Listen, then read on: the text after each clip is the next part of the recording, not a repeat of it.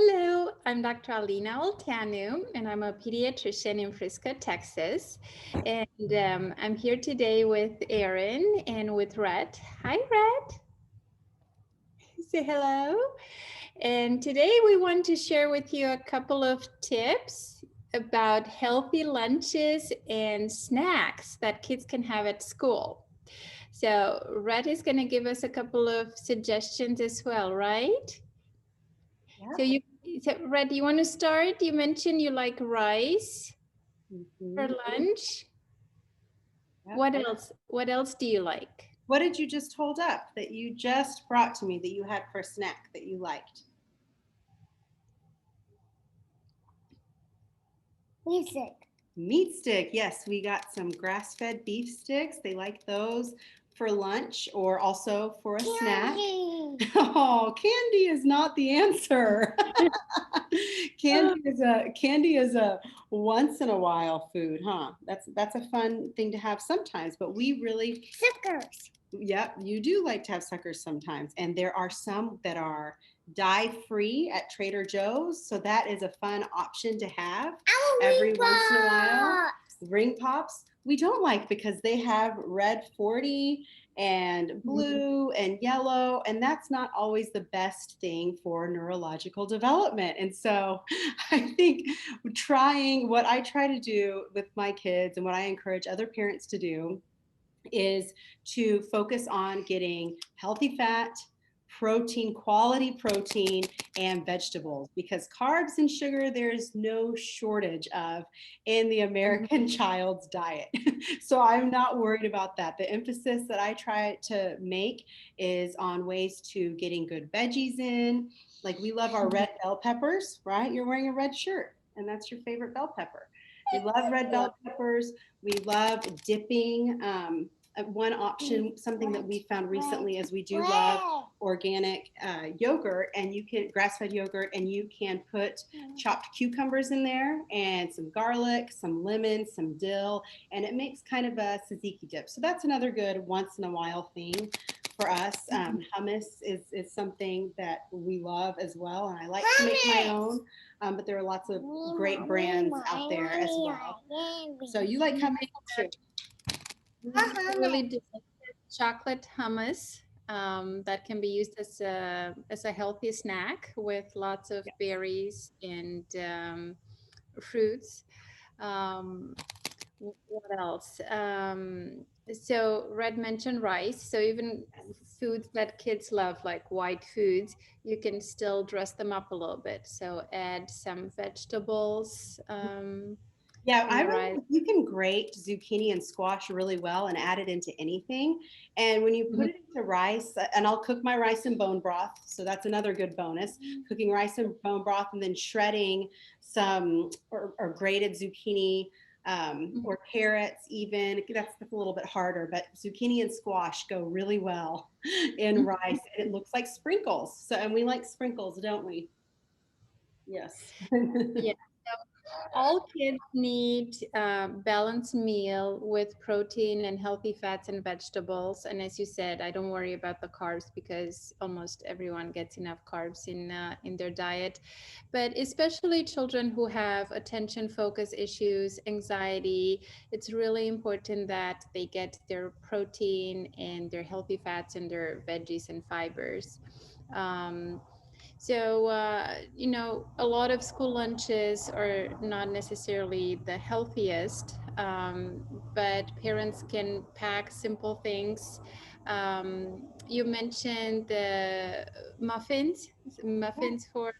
Muffins are great for lunch, and that's something you can make ahead of time on a Saturday, on a Sunday. You can freeze them and then pop one into the lunch. And by the time the lunch, well, unless they're eating super early, they should be not frozen anymore and good to go. And so muffins are great. You can even make a big batch of, I like making, there's a way that I make gluten-free pancakes and I add in collagen powder. And so collagen is something that I love to add in when I'm baking. And I will do that with pancakes. And that's something else that they could throw in there. Another really easy thing for lunches. Right now I'm loving, and my kids are loving the chickpea pasta. There are so many different varieties of chickpea pastas that are really the ingredients are just chickpeas. And that's important because so many other foods that we eat, it's a long list of ingredients that are unpronounceable. So we love chickpea pasta. We'll put that, yes, and water is very important. I'm glad you brought that up, Brett. That's another good one. But yes, that they can have kind of like a pasta salad. Throw some pesto in there. Pesto has basil. I mean, it's also a good thing that kids like because it's so flavorful.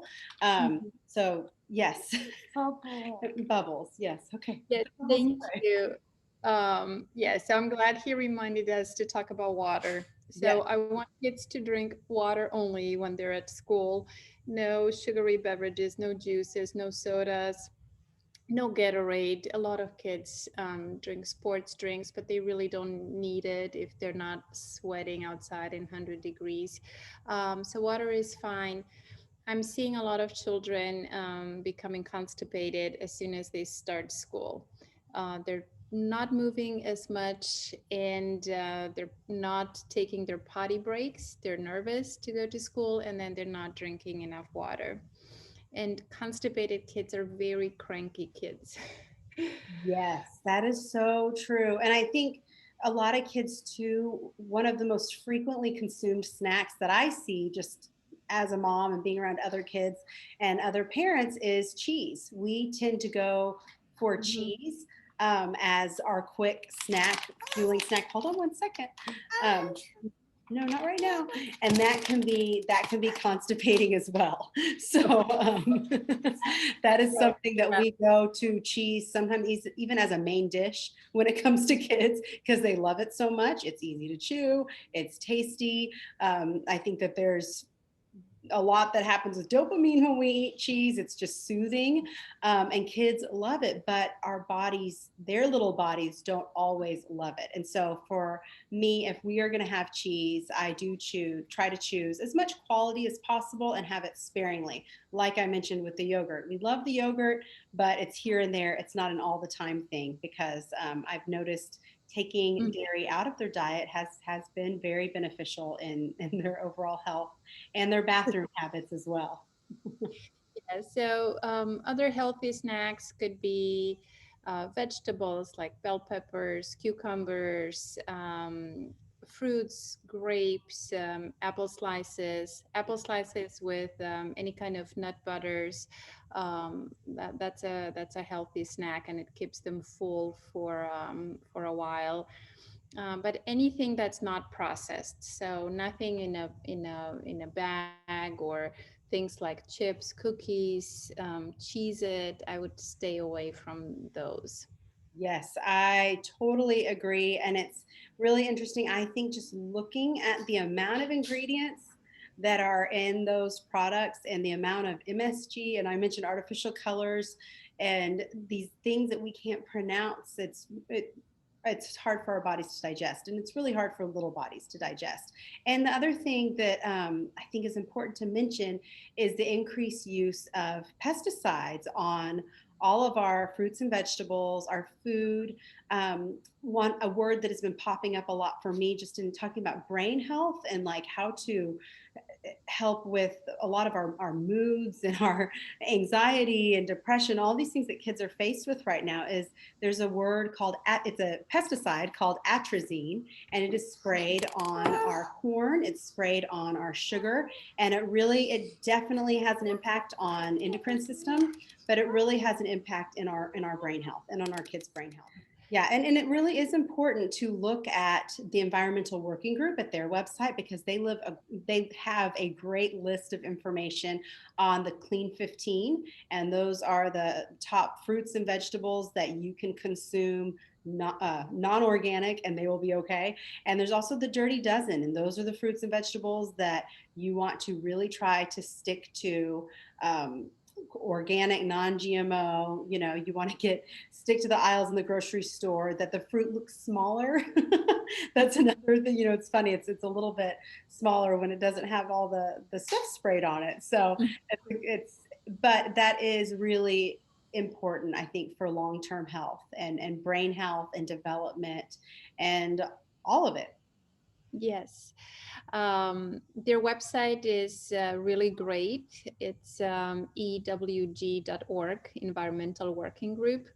And it has a lot of other information about possible toxins in any kind of household products, because it's really important what we put on our bodies, including shampoo, lotions, makeup, not just what we ingest. So it's a really, really great resource. The other thing I want to mention about things to put in kids' lunch boxes or nuts and seeds. Nuts, if it's possible, not all schools allow it, but pumpkin seeds are a good snack. So these are really good sources of healthy fats. So low brains, developing brains need healthy protein and healthy fats. Avocados are a good snack. It could be messy, I think, to take to school, but it can be a nice dip for veggies. Yes, Um, definitely. And there are lots of, you mentioned nuts and seeds. There are different brands of crackers that are mhm, pretty minimally processed that are really tasty. One brand is Mary's Gone Crackers. That's something that, looking at the ingredients, they're mhm, pretty decent compared to a lot of other things. They're very crunchy and mhm, they're very dippable. And I remember when I first, started transitioning my kids' diets over and changing the way that we ate. My one of my children loved dipping those crackers into soft goat cheese. So it mhm. sounds, really strange, but he loved it, and it is tangy and sour and bitter, and sometimes kids like different flavors like that. So you don't know until you try. I mean, Yeah, I think we get yeah. used to our kid food, but Mhm. there are kids out there with some refined palates and like different flavors and like fancier tasting food with richer variety of flavors, and it's something to try out. Not, you don't have to just stick to the kids food, to the kids lunchables, to Yeah. whatever. You can be creative and step outside of the box a little bit. Yes.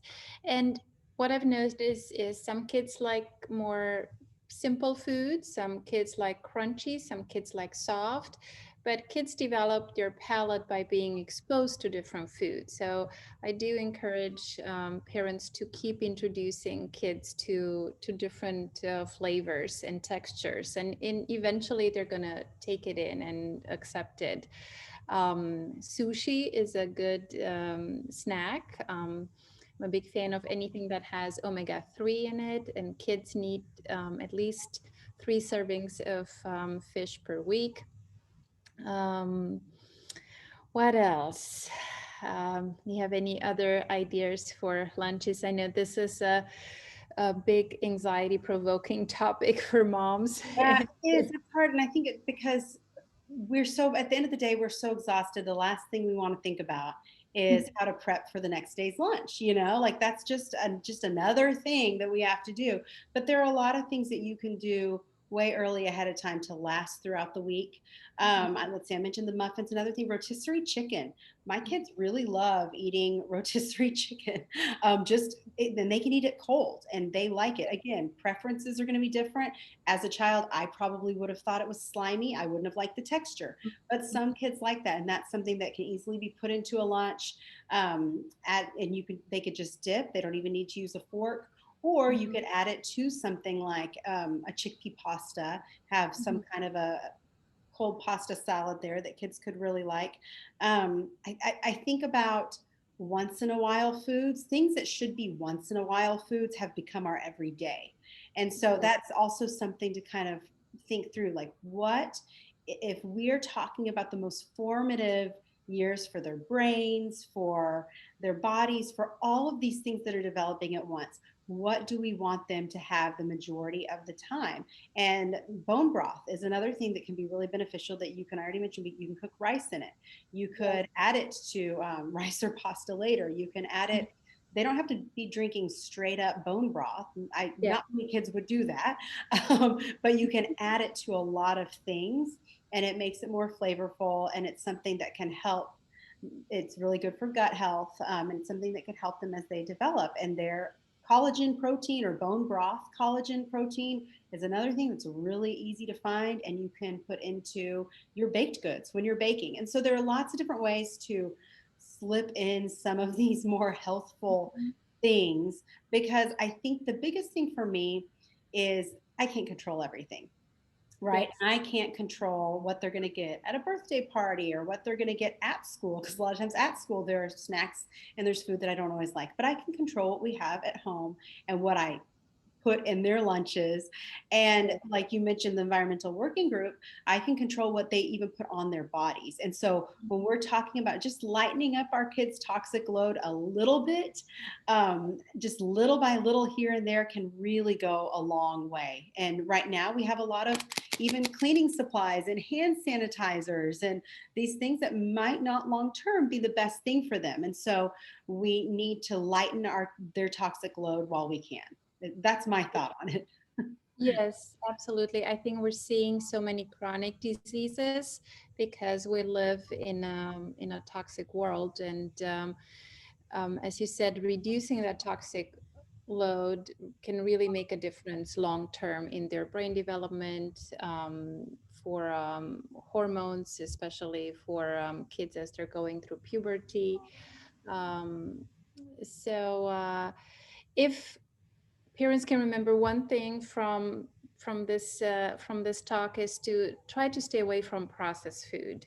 So anything that has artificial dyes, preservatives, added sugar, anything that's overly packaged, that's a good guideline. And then introduce as many whole foods, natural foods as possible. Yeah. Yes, I totally agree. I think that the more that we can do to minimize that Mhm. load of chemicals, toxins, all of that, if we give them a fighting chance. And of course, for parents, that's good for us too. We want kids who are thinking clearly and making good decisions. And it really, a lot of times, it does start with what they're putting into their bodies. Yes, yeah. Well, thank you so much, Erin. I think this was very helpful, and I'm sure it's gonna help a lot of moms and dads when they start thinking about school lunches and snacks. Yes, this has been really fun. We'll have to do it again. Yes, yeah. Thank you, and thank you, Red. I don't know. He's moving Yeah, he's around. somewhere. I think he's whining somewhere right now because he wants to come back in here. So, all right. All right. Thank you. Bye Bye. bye.